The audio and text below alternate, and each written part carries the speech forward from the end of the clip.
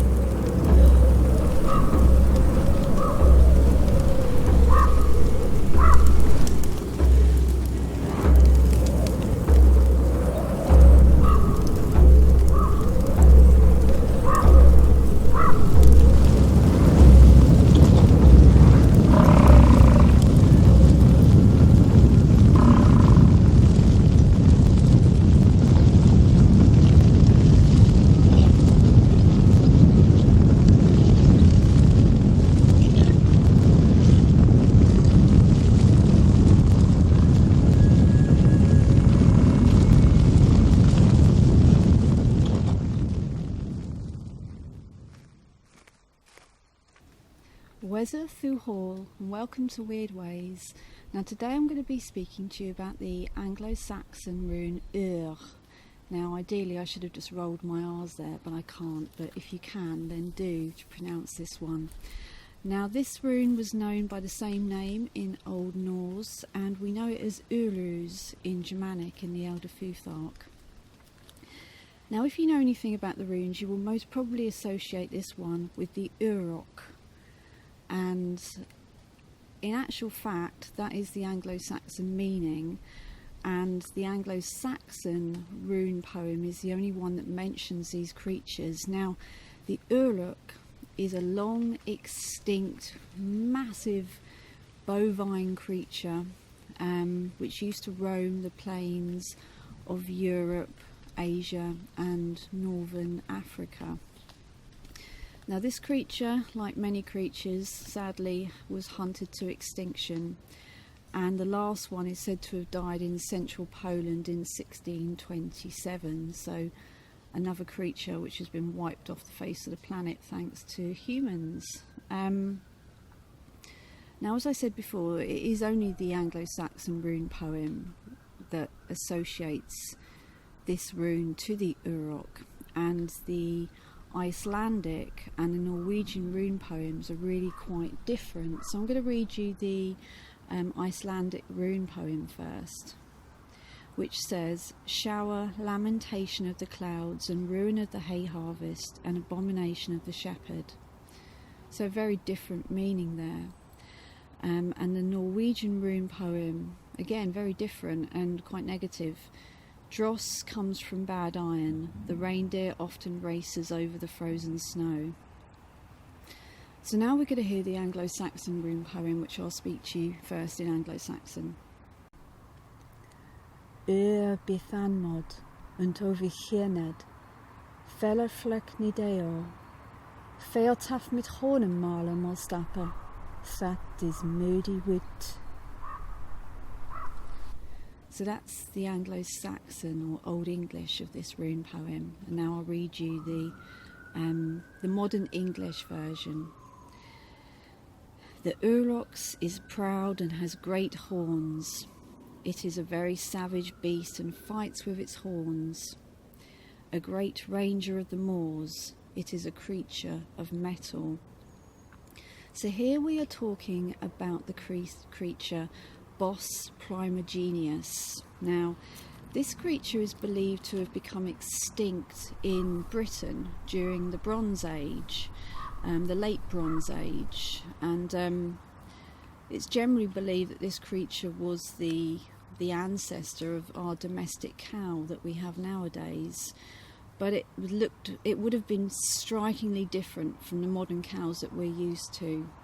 To begin with, it would have been much, much larger. It was a very athletic animal, had very long legs, and because of the massive size of its horns, it had a much larger head than we are used to with our domestic cows. So a really very athletic and powerful beast.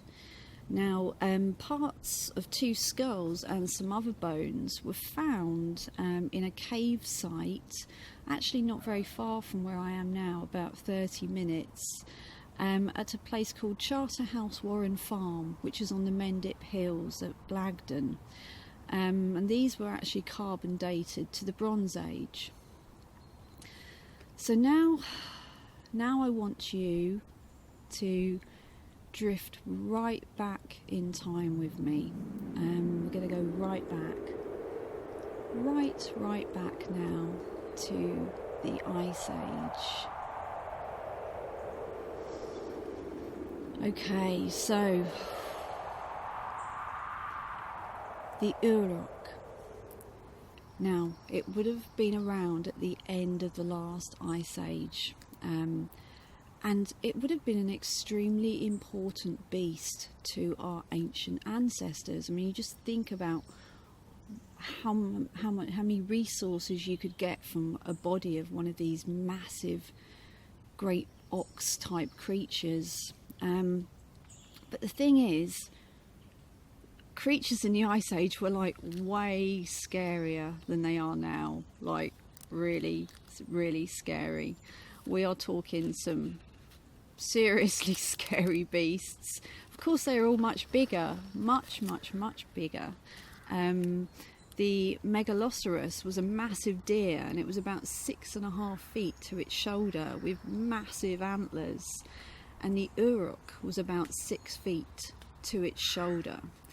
So these were huge and scary creatures. Now, you can only imagine that hunting these creatures would have been taking your life into your hands. It would have been a dice with death every time you attempted it.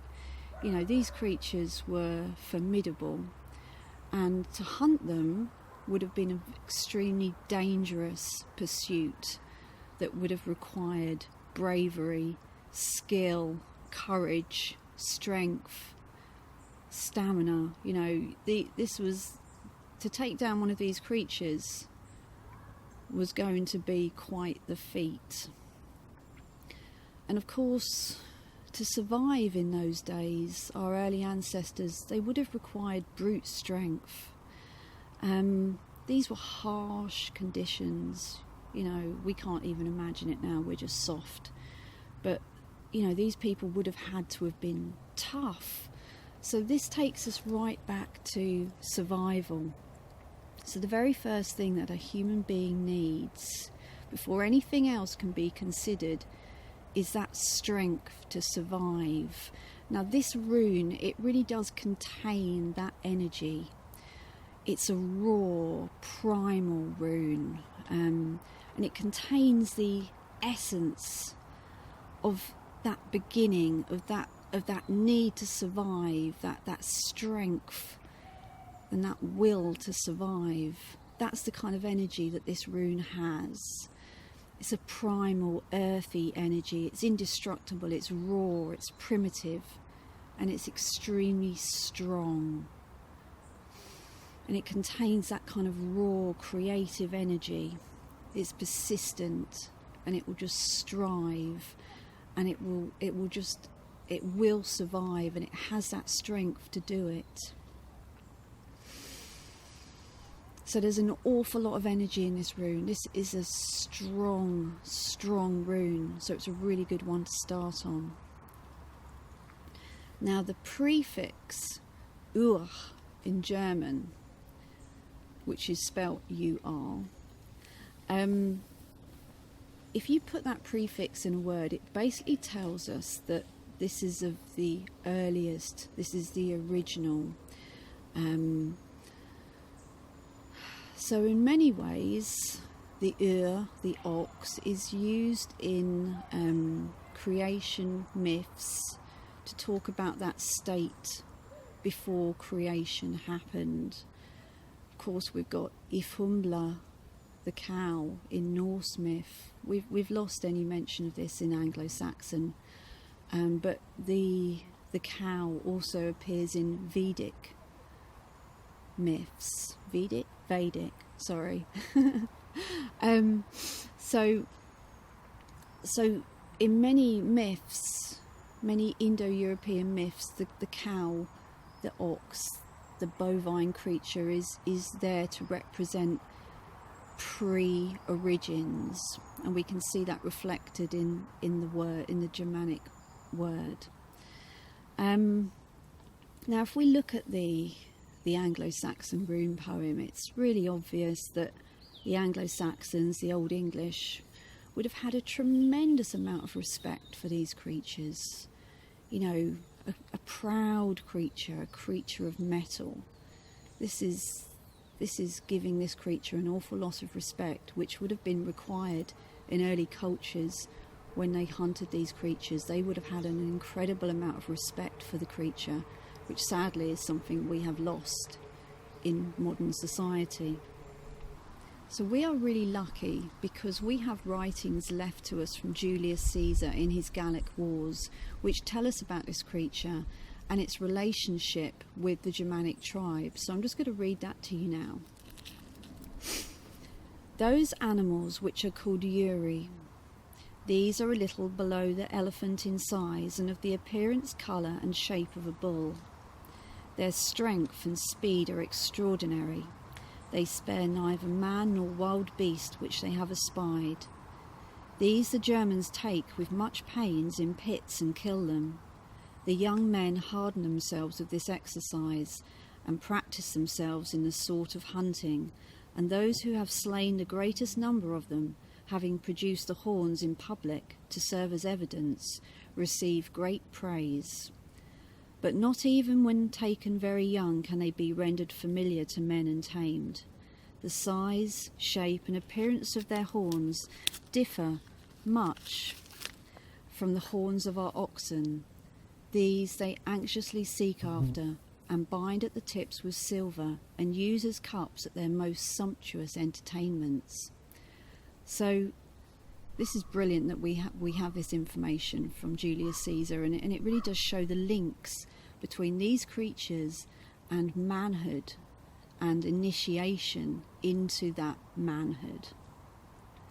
So these young men, it goes without saying that they would have needed so much bravery, courage, skill, cunning and strength in order to have hunted these creatures.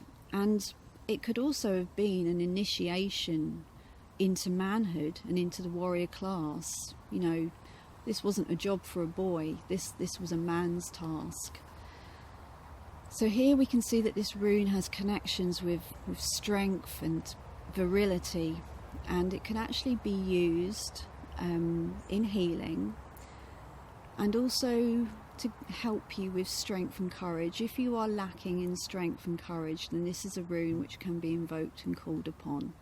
If you need good health, then this is a rune which can be invoked and called upon. And really, in this current COVID pandemic, this is the perfect rune to call upon, because not only will it bring strength, but it will bring courage as well. Now the horns, the massive horns, were obviously an outstanding feature of this creature. Well, I didn't mean it to rhyme then, but it did. And obviously the horns are mentioned twice within the Anglo-Saxon rune poem. Now the horns were massive. They were about 80 centimetres, which is about 31 inches in length. So these were huge horns, and roughly 10 to 20 centimetres, 4 to 8 inches in diameter. So these were enormously magnificent horns. Now that leads me on to the shape of the rune, which I would just like to show you now. I have it on my hand. There you go. Can you see that? There we see the shape of the rune Ur. So what does that make you think of? Well, it could be the Aurochs' horns, but they're in a lowered position. They are in a defensive stance. It's also a very stable shape, isn't it? It's a very stable shape. It's very firmly planted and grounded. But then if we look at it the other way up, can I invert my hand? There we go. If we look at it the other way up, it represents Wyrd's well, which is obviously where all things begin. And we go back to this beginning. And this is why one of the reasons I've placed the rune. I've started with this rune in this series. If you want to know more about why I did that, then check out my introductory video, and I'll put a link below. Now we know about Wyrd or Urða from Norse mythology, of course, was one of the three Norns, these timeless goddesses who dictate the fate of man, decide the fate of man. Now, what we can see here is obviously a link between the horn being made into drinking horns, as Julius Caesar mentioned, and it would have been used at the ritual Symbel. Now, if we look at the finds from the magnificent ship burial at Sutton Hoo, which is in near Woodbridge in Suffolk on the River Deben, these were lipped in silver and highly decorated. These were, the horns have disintegrated, have gone back to the earth, but the silver fittings of the horns still remain, and these would have been early 7th century. We also have the remains of horns from the princely burial at Taplow. Now these were 6th century. So we can see that these horns, as Julius Caesar mentions, were highly prized and were then highly decorated with precious metals. So they clearly had a very strong ritual presence. Now, what was a Symbel? Now, a Symbel was a ritual drinking celebration, and when Beowulf comes to Hrothgar, the first thing that happened was a Symbel ritual.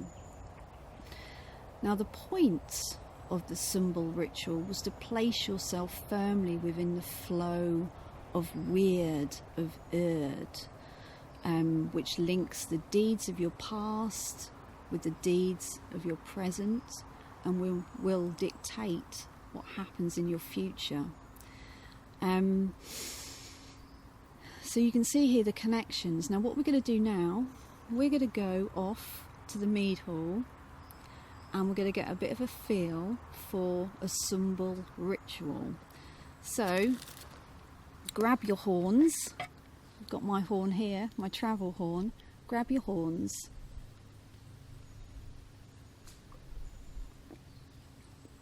Oh, that was strong. And let's go to the Mead Hall. The guests have been called to the Mead Hall and seated by the Symbolism. The Symbolism leads the Symbel ritual and is the host of the banquet, the Thane or the Cooning, the king. The host opens the Symbel ritual with an opening forespeech. In Beowulf, Hrothgar opens with the words, "Sit now to table and tell your tales of glorious heroes as your heart urges." After this we have a speech by the Ilu Bora. The Ilu Bora will always be a noble lady of high standing and is usually the wife of the host, the Symbolism. The Ilu Bora represents the Norns, or the Shapers, as the Saxons called them. Her job was to bring the ritual drinking horn, the drinker horn, into the Mead Hall and serve the first drink, which would have been for the Symbolism. This high-born lady was a peace weaver, being polite, courteous and welcoming to the guests in the Mead Hall, and she would have ensured that all guests were offered drinks. She would also have ensured that the cupbearers were fulfilling their roles and these would also have been females, and again represented the norns.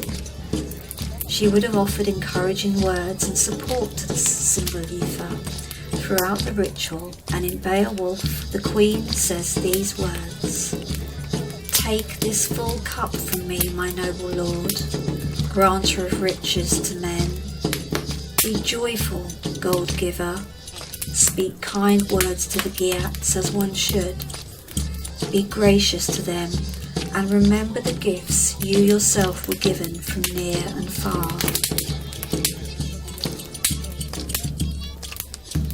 The host opens the symbol with prayers to the gods and to the ancestors, followed by a bragaful, the leader's boast. Sometimes the bragaful is followed by gift-giving.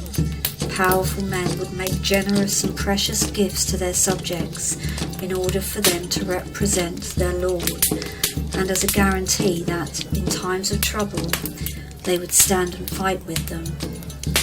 Then would begin the rounds of boasting, toasting, and oaths being made. Now, unlike some people suppose, this did not happen in a circular fashion, and these boasts and vows would be made at random. And we can see that a warrior has come to the Mead Hall tonight to make such a boast and a vow, a gielp and a beoþ. A gielp is a boast, and what it does, it places you firmly within the flow of Wyrd, the flow of Wyrd. You state your past, where you come from, your ancestry, what great deeds you have accomplished. And as we know, what you did in the past has led to your present moment in time, and this will have an effect on what you will do in your future. And by stating your beoþ, your vow, you are seeking to place yourself into the flow of Wyrd and have an influence upon your future. And now we hear the warrior's gielp. I am of Frisian blood, free woman of the fens and firstborn daughter. Keith is my kinsman, father to me and farmer of field and fen. Strong, silent, and wise counsel, humble and hard-working is he. Jill, my gentle mother, brought me to this world. In frost and fearsome thunder on Thunor's night, as the high flame to the skies lit my way to this world. Mighty are my brothers, one of might and muscle, and one so bright of brain. Oft have I raised my light of battle to the skies, and swiftly sworn to vanquish villains who would invade and threaten the beautiful beasts of our bountiful land. Here I stand, Sharon, daughter of the great kingdom of East Anglia, now wandered west to the kingdom of Wessex in search of wisdom.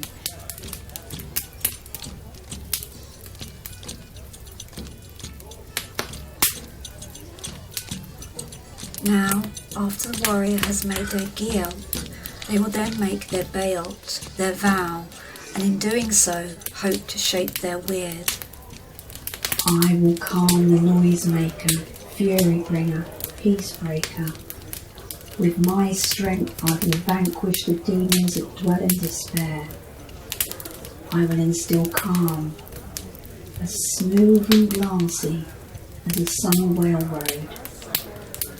With wit and guile I will guide and goodly bring peace to the giver of grief. I ask for the help of free, to guide my hand and help me harvest my heart's desire.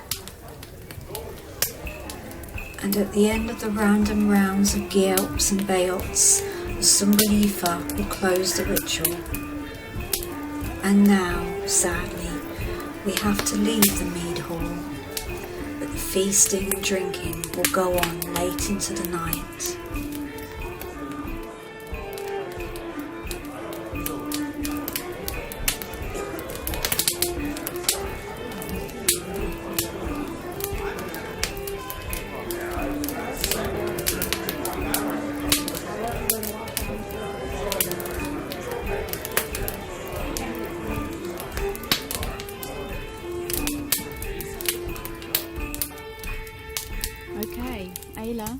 we're back in the woods. So let's talk a little bit more about Wyrd now. This is Wyrdwayz, so let's talk about Wyrd. Now the word Wyrd is cognate with the Old Norse word Urd or Urther, which, as we've previously mentioned, was one of the three Norns in Norse myth. Now the concept of Wyrd runs like a thread deep into the heart of Indo-European spirituality. Now it's harder to find evidence of these goddesses within the Anglo-Saxon culture.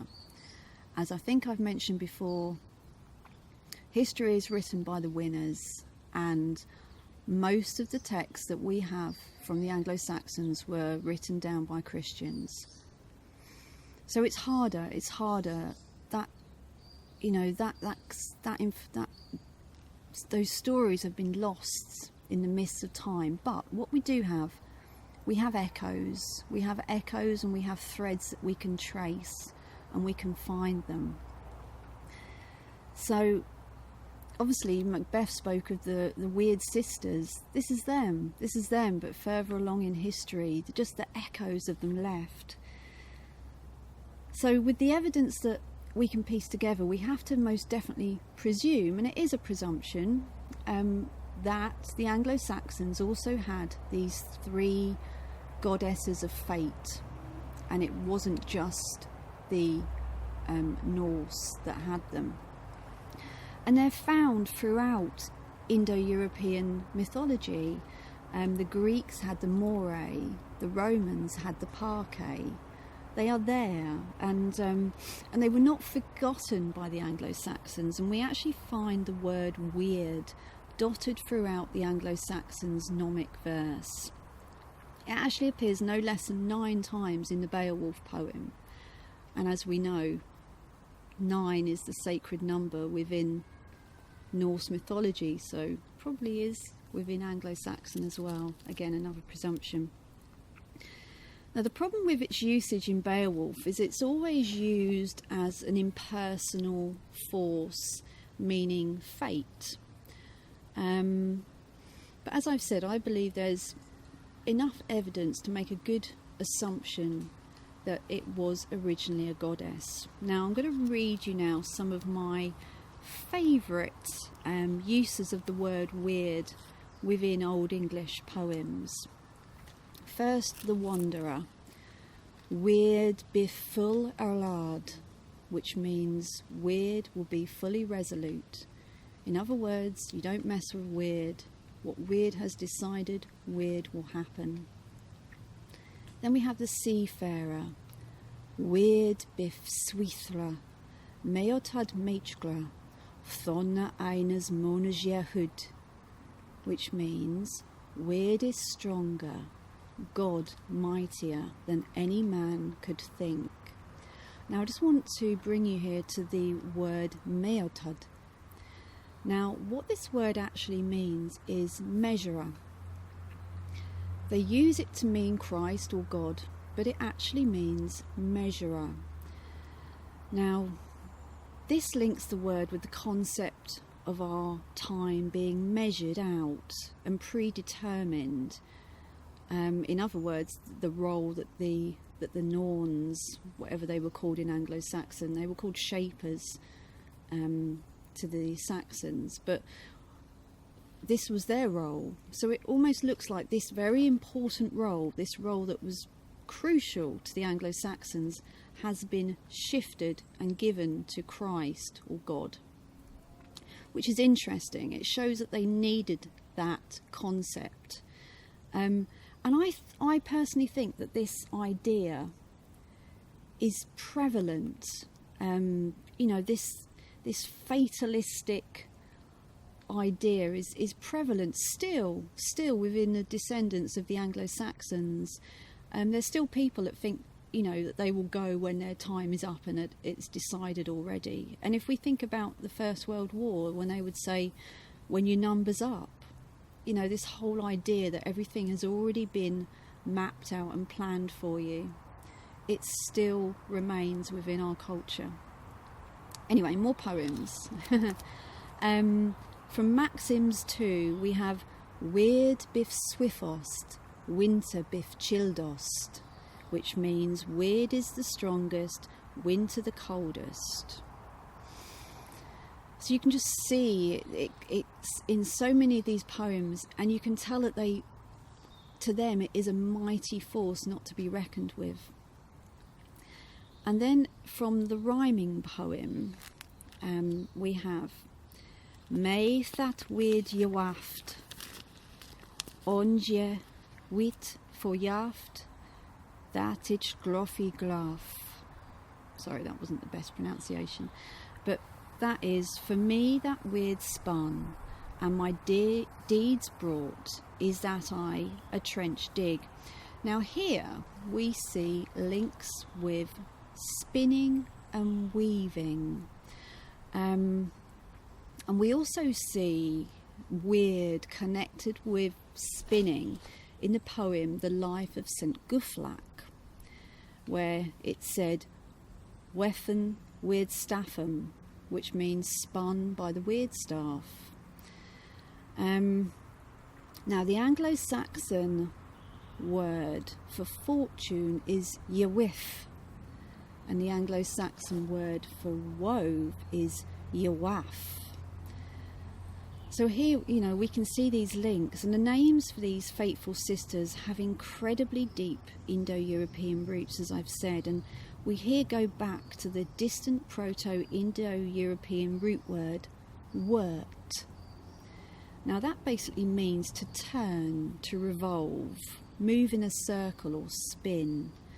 Now in some European languages this word then evolved into a verb of being and becoming.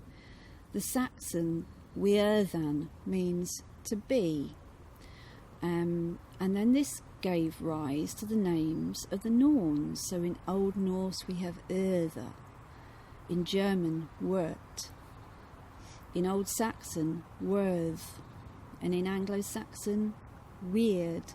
Now during medieval times that word became the word weird that we still have today. An Anglo-Saxon scribe used the Anglo-Saxon word witcher to name the Roman fates who preside over the birth, and called them witchena parcarum. And we found that another Old English writer described the parquet, the Roman parquet, as weirday. So it's all very interesting. And do you remember last in the introductory video I spoke about the Franks casket? Well, we're going back to the Franks casket now. If you can see here, there's on the right hand panel there's a scene. Now there's lots of speculation about this scene, but could this in fact be the three Wyrd sisters, the three Norns, the three goddesses of fate? Very interesting. I mean, if you look at it, it very much looks like it could be. And wouldn't it be nice if it was? Because so much has been lost to us about these three Wyrd sisters, and it really is only the echoes of their footsteps that we can pick up now. But I feel confident that they are still there. Of course they're still there. I shall rephrase that. I feel confident that they were there and that they were part of the Anglo-Saxon culture. But unfortunately, so much has been lost to us from that culture, and we're really just picking up on the threads and trying to piece it together. Anyway, I have rambled on quite long enough. I hope you have enjoyed this episode of Wyrdwayz. I will be back next time with the rune thorn. I would very much appreciate it if you like what I'm doing, if you buy me a coffee, and I will put the link in the description below. And of course, if you like this video, please subscribe. That would be awesome. Thank you very much to all my current subscribers. It's great to have you here. And I will leave you there in the woods, or maybe in the Mead Hall, and I will see you next time.